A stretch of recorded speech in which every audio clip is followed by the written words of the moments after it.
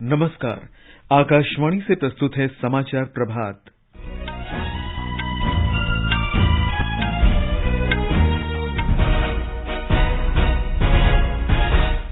प्रधानमंत्री नरेंद्र मोदी आज तेलंगाना में 11,300 करोड़ रुपए से अधिक की कई परियोजनाओं का उद्घाटन और शिलान्यास करेंगे। वे सिकंदराबाद तिरुपति वंदे भारत एक्सप्रेस को रवाना भी करेंगे। राष्ट्रपति द्रौपदी मुर्मू आज असम के तेजपुर वायुसेना स्टेशन में सुखोई 30 MKI विमान पर उड़ान भरेंगी। प्रधानमंत्री मुद्रा योजना के तहत अब तक 23 लाख करोड़ रुपए से अधिक के ऋण स्वीकृत किए जा चुके हैं। इजरायली सेना ने दक्षिणी लेबनान और गाजा पट्टी में फिलिस्तीनी आतंकवादी समूह हमास के ठिकानों पर हवाई हमले किए। और IPL क्रिकेट में लखनऊ सुपर जायंट्स ने सनराइजर्स हैदराबाद को 5 विकेट से हराया।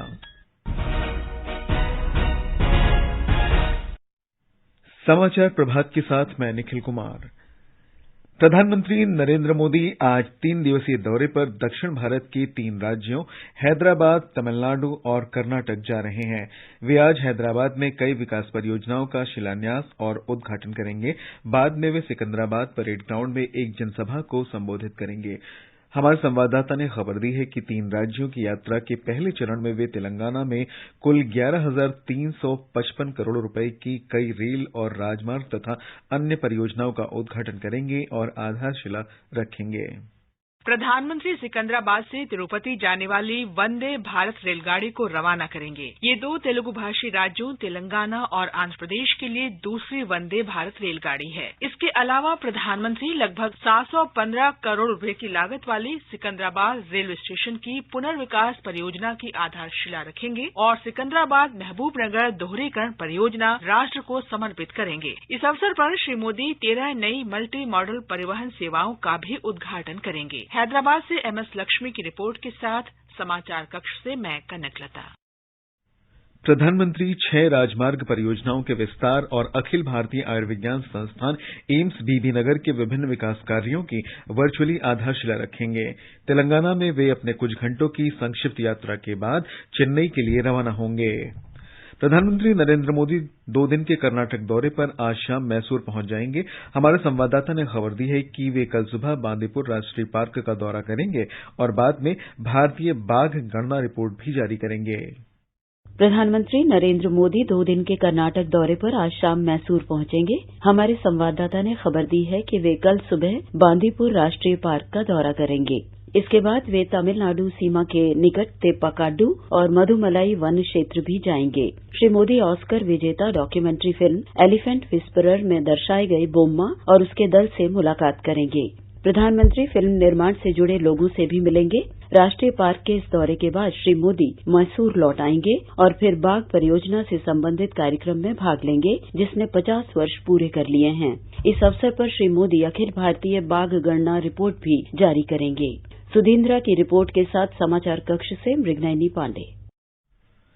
राष्ट्रपति द्रौपदी मुर्मू अपनी 3 दिवसीय असम यात्रा के अंतिम दिन आज तेजपुर जाएंगी। वे तेजपुर वायुसेना केंद्र से सुखोई 30 MKI विमान में पहली बार उड़ान भरेंगी। पूर्वी एयर कमान के प्रमुख एयर मार्शल SP धारकर राष्ट्रपति का स्वागत करेंगे। असम के राज्यपाल गुलाब चंद कटारिया और मुख्यमंत्री हेमंता बिस्वा शर्मा इस अवसर पर उपस्थित रहेंगे। असम की 3 दिन की यात्रा के दौरान राष्ट्रपति ने कल काजीरंगा राष्ट्रीय उद्यान में गज उत्सव का उद्घाटन किया और गुवाहाटी उच्च न्यायालय के प्लेटिनम जुबली समारोह में हिस्सा लिया। गृहमंत्री अमित शाह ने कल उत्तर प्रदेश के कौशाम्बी और आजमगढ़ में 5,196 करोड़ रुपए की 234 विकास परियोजनाओं की आधारशिला रखी और उद्घाटन किया। इनमें से आजमगढ़ में 4,583 करोड़ रुपए की 117 विकास परियोजनाएं और कौशाम्बी में लगभग 613 करोड़ रुपए की 117 विकास परियोजनाएं हैं। आज उत्तर प्रदेश विकास की पहचान बना है। रोड रस्तों का जाला, नहरों का जाला, हर किसान को प्रधानमंत्री किसान योजना का 6,000 रुपया चेक से मिलता है। 1,76,00,000 घरों में गैस का सिलेंडर पहुंचा है। हर घर में शौचालय पहुंचा है। हर घर में बिजली पहुंची है। केंद्रीय गृह मंत्री ने आजमगढ़ के नामदरपुर में हरिहर संगीत महाविद्यालय का शिलान्यास किया। उन्होंने कौशाम्बी में कौशाम्बी महोत्सव का उद्घाटन भी किया और सांसद खेल स्पर्धा के विजेताओं को पुरस्कार प्रदान किए। प्रधानमंत्री मुद्रा योजना के अंतर्गत अब तक 40 करोड़ 82 लाख से अधिक ऋण स्वीकृत किए जा चुके हैं, जिनकी कुल लागत 23 लाख करोड़ रुपए से अधिक है। 21% ऋण नए उद्यमियों को स्वीकृत किए गए हैं। प्रधानमंत्री मुद्रा योजना की आज 8वीं वर्षगांठ है। प्रधानमंत्री नरेंद्र मोदी ने वर्ष 2015 में आय सृजन गतिविधियों के लिए गैर कॉरपोरेट, गैर कृषि, छोटे और सूक्ष्म उद्यमियों को 10 लाख रुपए तक की गारंटी रहित आसान ऋण की सुविधा उपलब्ध कराने के उद्देश्य से ये योजना शुरू की थी। वित्त मंत्री निर्मला सीतारामन ने कहा है कि इस योजना ने सूक्ष्म उद्यमियों के लिए ऋण को आसान और बाधा रहित बनाया है। उद्योग और आंतरिक व्यापार संवर्धन विभाग इस वर्ष 31 मई तक नवीनतम राष्ट्रीय स्टार्टअप पुरस्कार 2023 के लिए आवेदन आमंत्रित कर रहा है। इसमें स्टार्टअप को 20 श्रेणियों में पुरस्कृत किया जाएगा। प्रत्येक श्रेणी के विजेता को 10 लाख रुपए से सम्मानित किया जाएगा। विजेताओं और अंतिम सूची में पहुंचने वालों को निवेशक और सरकारी संपर्क, मार्गदर्शन, अंतर्राष्ट्रीय बाजार में पहुंच और कॉर्पोरेट तथा यूनिकॉर्न संपर्क जैसी सुविधाएं प्राप्त होंगी। विज्ञान और प्रौद्योगिकी राज्य मंत्री डॉक्टर जितेंद्र सिंह ने कहा है कि बायोटेक स्टार्टअप की तेज वृद्धि होने से भारत दुनिया में प्रमुख जैव अर्थव्यवस्था के तौर पर उभर रहा है। कल नई दिल्ली में एक समारोह को संबोधित करते हुए उन्होंने कहा कि भारत अपनी आजादी के 100वें वर्ष तक वैश्विक नवाचार सूचकांक में शीर्ष 5 में आने की आकांक्षा रखता है। ये समाचार आकाशवाणी से प्रसारित किए जा रहे हैं। समाचार प्रभात में आपका फिर स्वागत है। और अब सुनिए आकाशवाणी के लोकप्रिय कार्यक्रम प्रधानमंत्री की मन की बात पर आधारित विशेष श्रृंखला। आज की कड़ी का विषय है प्रथम विश्व युद्ध।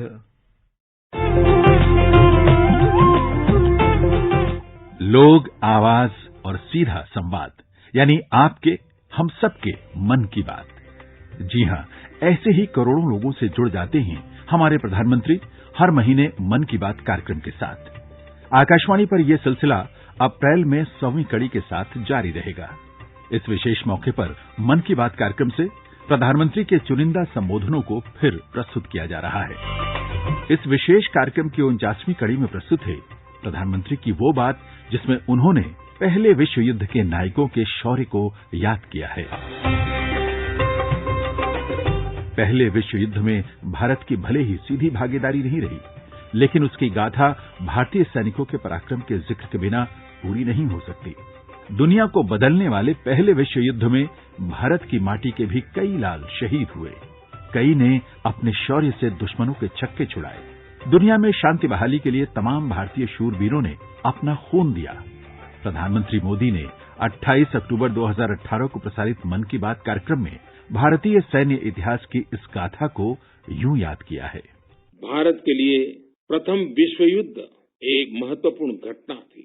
सही मायने में कहा जाए तो हमारा उस युद्ध से सीधा कोई लेना देना नहीं था।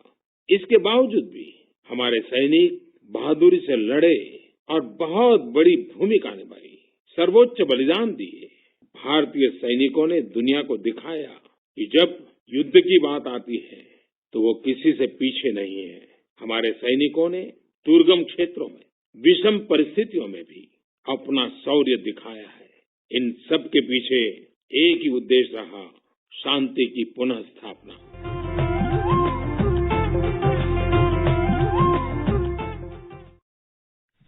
मन की बात पर आधारित विशेष श्रृंखला आप सुन सकते हैं प्रतिदिन सुबह 8 बजे समाचार प्रभात में और रात 8:45 बजे समाचार संध्या में।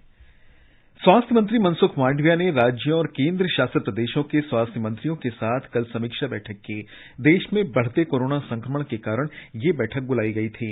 इस अवसर पर श्री मांडविया ने कहा कि कोविड से बचाव और प्रबंधन के लिए केंद्र तथा राज्यों को पिछली बार की तरह ही सामूहिक भावना से काम करने की जरूरत है। उन्होंने राज्यों को सतर्क रहने और कोविड प्रबंधन की सभी तैयारियां करने की सलाह दी। श्री मांडविया ने स्वास्थ्य मंत्रियों से सोमवार और मंगलवार को सभी अस्पतालों में मॉक ड्रिल करने तथा जिला प्रशासन और स्वास्थ्य अधिकारियों के साथ स्वास्थ्य सेवा तैयारियों की समीक्षा का अनुरोध किया। बिहार के हिंसा प्रभावित सासाराम और बिहार शरीफ में स्थिति अभी सामान्य नहीं हुई है। इंटरनेट सेवाएं लगातार 9वें दिन भी बहाल नहीं की जा सकी। मुख्यमंत्री नीतीश कुमार ने लोगों से सांप्रदायिक सौहार्द बनाए रखने की अपील की है। हमारे सारे पुलिस और अधिकारी इस काम में लगे हुए देख लेंगे कि एक्चुअली कौन ये किया करता। जो गड़बड़ जो दिखाई पड़ा वो सब तो पकड़ ही रहे हैं, लेकिन सचमुच सही रूप में जानेंगे कि कौन इस तरह से हो गया, क्यों इस तरह से, कभी कुछ होना नहीं था। सबको अलर्ट किए हुए हैं। भारत राष्ट्र समिति पार्टी ने केंद्र से केंद्रीय रिजर्व पुलिस बल सीआरपीएफ की भर्ती परीक्षा देश की सभी भाषाओं में कराने का अनुरोध किया है। पार्टी के कार्यकारी अध्यक्ष और राज्य के सूचना प्रौद्योगिकी मंत्री के तारक रामाराव ने गृह मंत्री अमित शाह को लिखे पत्र में कहा है कि केवल अंग्रेजी और हिंदी भाषाओं में परीक्षा कराना उन लोगों के लिए नुकसानदेह हो सकता है जो इन दोनों भाषाओं से परिचित नहीं हैं। उन्होंने केंद्र से सीआरपीएफ भर्ती अधिसूचना में संशोधन करने और ये परीक्षा तेलुगु, तमिल, कन्नड़ और मलयालम सहित अन्य भाषाओं में कराने का अनुरोध किया है।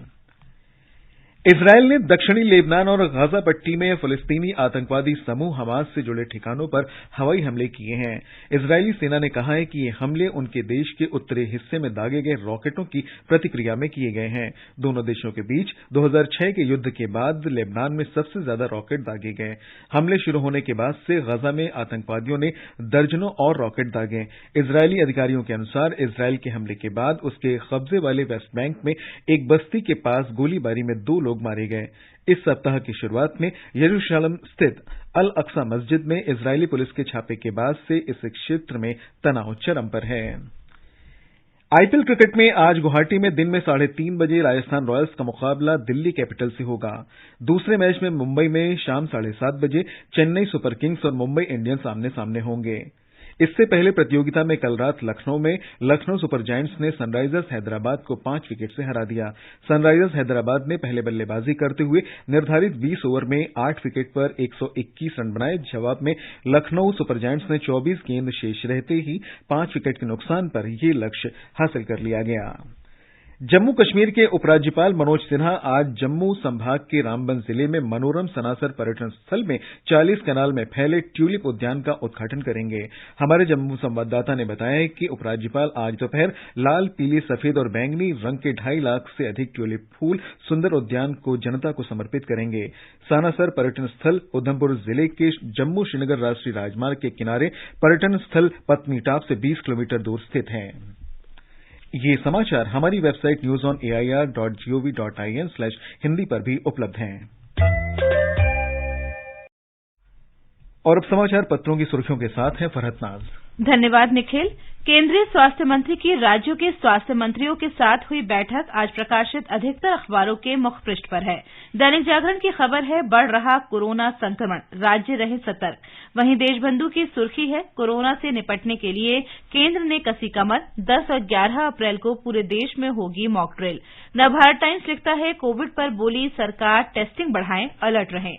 राष्ट्रीय सहारा की ये खबर ध्यान आकर्षित करती है, बार बार एक ही विषाणु की चपेट में आने के बाद विकसित होती है रोग प्रतिरोधक क्षमता। अमेरिका के शोधकर्ताओं ने ये आकलन किया। जनसत्ता ने विकास शीर्षक से लिखा है, भारतमाला परियोजना यातायात जाम से दिलाएगी निजात, राज्य में हो रहा रिंग रोड बनाने का काम। 28 शहरों की 191 भीड़भाड़ वाली जगह चिन्हित की गई। अमर उजाला के अनुसार नए मूल्य निर्धारण फार्मूले के तहत आज से 8 रुपए तक घटेगी सीएनजी और पीएनजी की कीमत। पत्र ने अपने कारोबार पन्ने पर यह भी दिया है, खाद्य वस्तुओं में नरमी से 6% के नीचे आ सकती है खुदरा महंगाई। हिन्दुस्तान के आर्थिक पन्ने की सुर्खी है, ऊंचा रिटर्न देने का दावा करने वालों की खैर नहीं, बाजार नियामक सेबी ने निवेशकों की सुरक्षा सुनिश्चित करने के लिए नियम जारी किए। दैनिक जागरण की खबर है, दुनिया के सर्वश्रेष्ठ सार्वजनिक परिवहन वाले शहरों में मुंबई 19वें स्थान पर पहुंचा, बर्लिन अव्वल नंबर पर। और अंत में मुख्य समाचार एक बार फिर। प्रधानमंत्री नरेंद्र मोदी आज तेलंगाना में 11,300 करोड़ रुपए से अधिक की कई परियोजनाओं का उद्घाटन और शिलान्यास करेंगे। राष्ट्रपति द्रौपदी मुर्मू आज असम के तेजपुर वायुसेना स्टेशन में सुखोई 30 MKI विमान पर उड़ान भरेंगे। प्रधानमंत्री मुद्रा योजना के तहत अब तक 23 लाख करोड़ रुपए से अधिक के ऋण स्वीकृत किए जा चुके हैं। इजरायली सेना ने दक्षिणी लेबनान और गाजा पट्टी में फलस्तीनी आतंकवादी समूह हमास के ठिकानों पर हवाई हमले किए। और आईपीएल क्रिकेट में लखनऊ सुपर जायंट्स ने सनराइजर्स हैदराबाद को 5 विकेट से हराया। इसके साथ ही समाचार प्रभात का ये अंक समाप्त हुआ। नमस्कार।